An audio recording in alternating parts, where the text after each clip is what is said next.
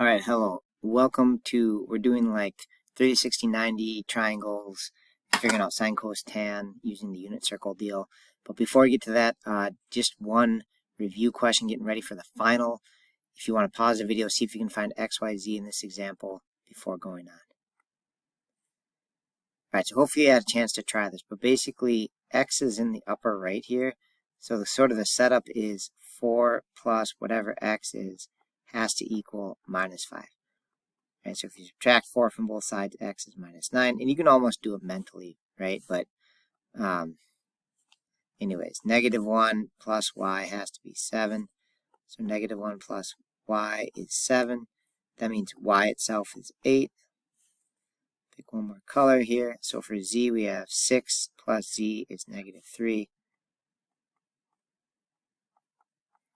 And then minus 6 from both sides. And Z is negative 9. Okay, so that's just one quick matrix C1 reviewing stuff from previous chapters because it'll all show up on the final. Okay, in this, we're going to find like exact value sine, cos, tan.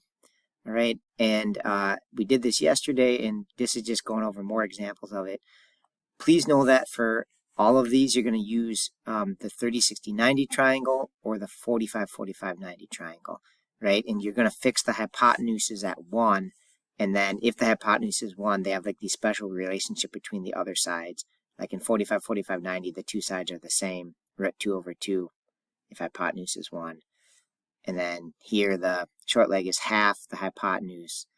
And then the longer leg is this one times square root of 3. So you get like square root of 3 over 2 for the longer leg in a 30, 60, 90. Okay, and these you don't have to memorize or anything. They'll be right on top of the test for you. All right, so let's try a couple examples here.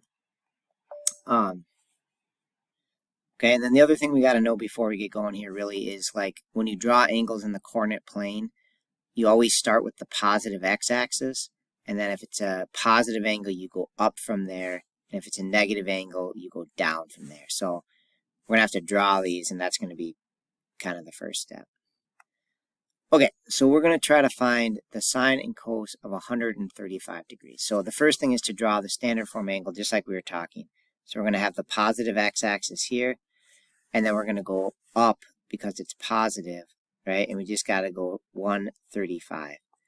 All right, so basically you're going to go like 90 and then keep going from there. So you're going to go 45 more, right? So it's kind of halfway between over on this side.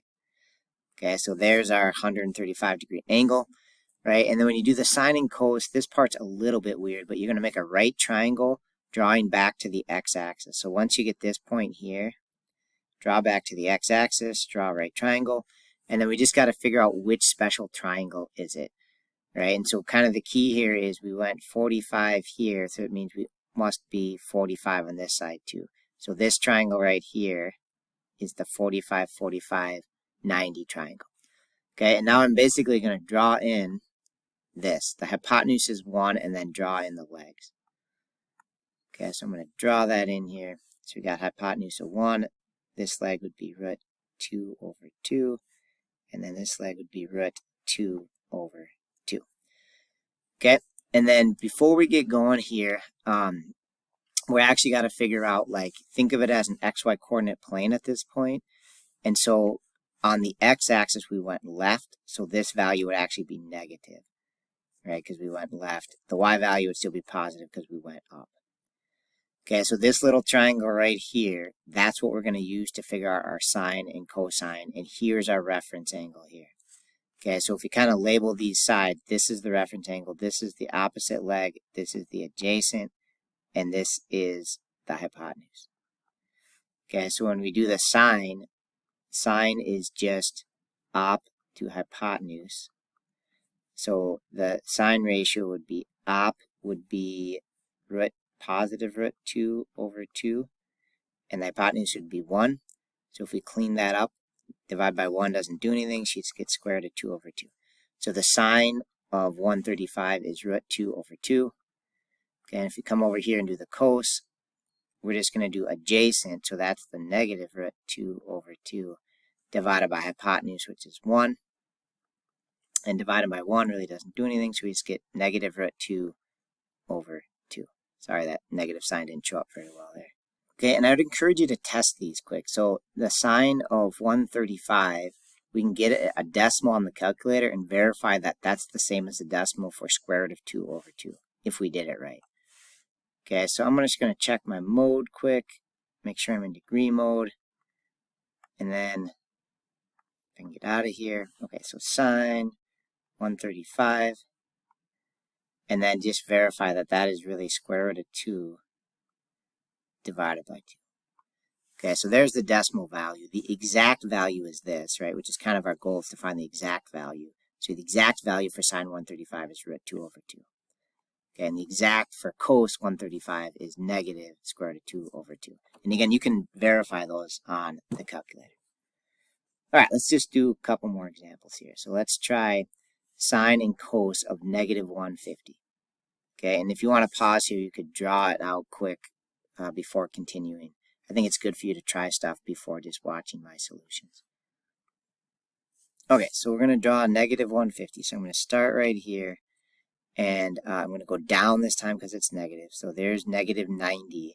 And then kind of importantly, you got to think, all right, I got to go 60 more, right, to get to negative 150. So it's going to look like that, right? And that's significant because that means it's going to be the 30, 60, 90.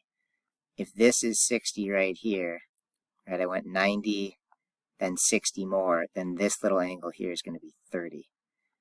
Okay, so now I'm going to draw in my 30, 60, 90 triangle. Draw back to the X. Okay, there's my triangle. And then this is 30. So I'm going to label my sides again. So just go back to your pictures. But hypotenuse is always 1. And then, let's see, this is going to be square root of 3 over 2 for the long leg. And the little leg here is 1/2. All right, before I go from there, I just want to see if either of these are negative, which I think they both are because we went left on the X. So again, think of the X-axis. We went left, and we went down on the Y, so that's negative. Okay, so now we just got to do our sine and cos. So sine is, again, let's see, this one's opposite across. Here's hypotenuse. So our sine is op to hypotenuse. So our op is negative 1/2, and our hypotenuse is 1. So our sine value is just negative 1/2. Okay, and then do our cosine value. So cosine is adjacent to hypotenuse. So the adjacent, again, here's our reference angle. Our adjacent is negative root 3 over 2 divided by 1. And the divide by 1, again, doesn't do anything. So you get negative square root of 3 over 2. Okay, and again, I'm going to test real quick, right? So we're saying sine of negative 150 should be negative 1/2. So we can just test that. Let's test sine negative 150. Okay, we get negative 1/2. Okay, so the next kind of piece of the puzzle is, this is a little confusing, but it's kind of important for like future math classes. So what we're finding here is when you divide by 1, nothing happens. All right. And so what it really ends up being is, like, if you look at this point right here, the X coordinate for this point is, let's see, so this is the X here, which would be op. So, sorry, this would be the Y. So our Y coordinate is negative 1/2, and our X coordinate was this way, the negative root 3 over 2. And so what you'll find is if you fix the hypotenuse at 1, that's 1 unit long, you make something called the unit circle. And so this first number ends up always being the cosine of our angle, and this second one always ends up being the sine of the angle. Okay, so this is called the unit circle, and it sort of works because this the radius is always 1. Right, and if you do that, the X part is always the cosine theta, and the Y part's always the sine. And if I go back to this example, again, like if we think about this as an XY point right here, then we would have gone left negative root 2 over 2. Okay, and again, that would be our cos value. Right, that was our cosine value. You can see it right up there, right here. Okay, and then our Y coordinate is the sine, which again makes sense because we went up this amount. Right, so we went up that amount, which is op, divided by hypotenuse, which is 1. And so our y-coordinate is just the sine value. That's how much we went up, and that's our sine for this angle. All right, so like you kind of end up can skip like the divide by 1 part, because whatever the x-coordinate is here is the cos for our angle, and whatever the y-coordinate is the sine. Okay, and that's all that this picture is really trying to say. It's the unit circle. So I'm going to try one more for you, and this is pretty hard, but like we're going to try like a 91. So we're going to find the sine and cos of 90. All right, and like basically I'm going to try to draw that angle like I normally do. Here's positive 90, but then I can't really connect back to the x-axis, right? So like you can't really like draw the right triangle like we've been doing before. So I'm going to see if you can just pause the video here and see if you can use this unit circle picture to say what is the sine and cosine for 90 degrees. So you can kind of look at this picture and actually, what is sine and cosine? If we make these 90, what is sine of 90? What is cos of 90? Okay, so in our picture, we're right here, right? So if I flip forward, we're at the point 0, 1, positive 1. So this is our cos of 90 should be 0, and our sine of 90 should be 1. Okay, and again, you can kind of see that with the unit circle.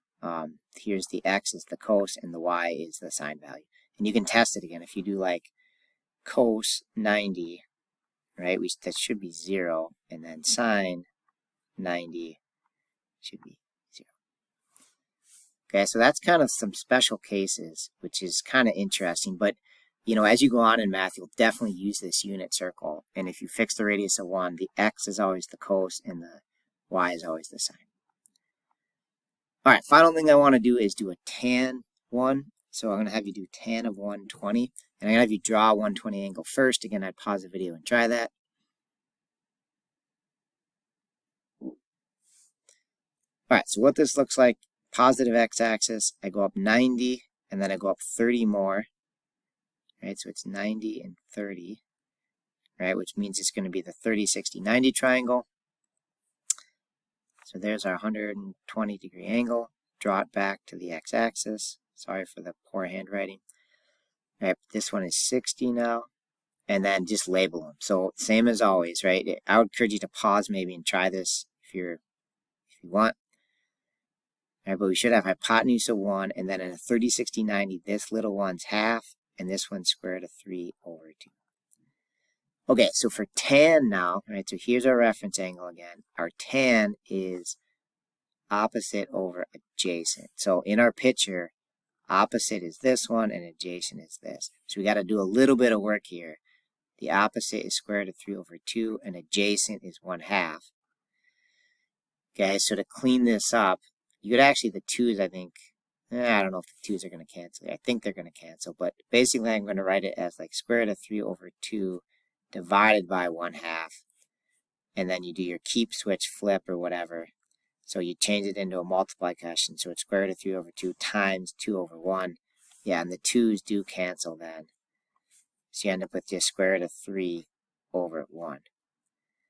And I think I messed this up actually, which is fantastic. I'm going to test this one. So I'm going to type tan of 120 on my calculator and see if I get this right.